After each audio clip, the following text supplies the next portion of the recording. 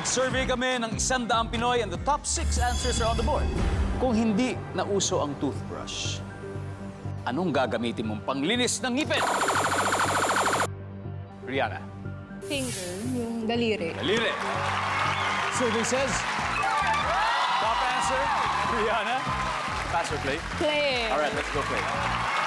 Ito na. Mark, kailan ba ang umpisa ng Science Pinas? This February 15 na po yan. Next week na. Yan, every Next Saturday, week. 9 a.m. sa GTV. Love it, love it. All right. Mark, kung hindi na uso ang toothbrush, gagamitin mo panlinis ng ngipin. Ano? Tuwalya o tela, di ba? Yun yung paano. Pwede Tuwalya yun. o tela. Ginagawa ko yun pag naiwan ko yung toothbrush. Okay, oh. Pag yan gano'n. Nakikita yung ngipin.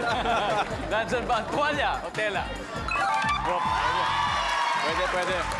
Miss Lotus, kung di na uso ang toothbrush, gagamitin mong panlinis ng ngipin. Tubig. Tubig. Tubig. Oo, imumumog mo na lang. Mumog na lang. Survey says... Paring Cresty, kung hindi na uso ang toothbrush, anong gagamitin mo panlinis ng ngipin? Cotton buds. Cotton buds. Pwede, pwede. So yung isang side, tapos yung baliktaran sa baba. Sa baba. Pwede yan, pwede yan. Pwede ng toothpaste, pwede rin yan, ang cotton buds. Team Palaban, usap-usap na kayo. Rihanna, okay. Kung di na uso toothbrush, gagamitin mo panlinis ng ngipin. Mouthwash. Mouthwash. Pwede, pwede. Kung diba? walang tubig, maaaring may mouthwash this time. Pwede Ito si yan. mouthwash. Ano kaya mga hinahanap dito? May apat pa kasi, ano kaya? Tissue. Tissue, Cesar. Dental floss. Dental floss, Nicolette. Yung dila lang. Hindi lang. Walang makakaalam.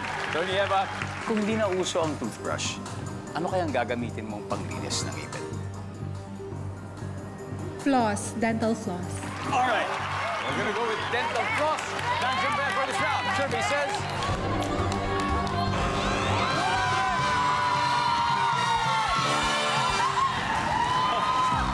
Audience, tulungan nyo nga kami rito. Ano kaya yung hinahanap natin?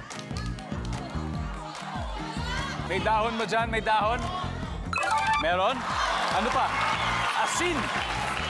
Nandiyan ba yung asin? Meron? Pero may dalawa pa. Number 4, please. And finally, number 6.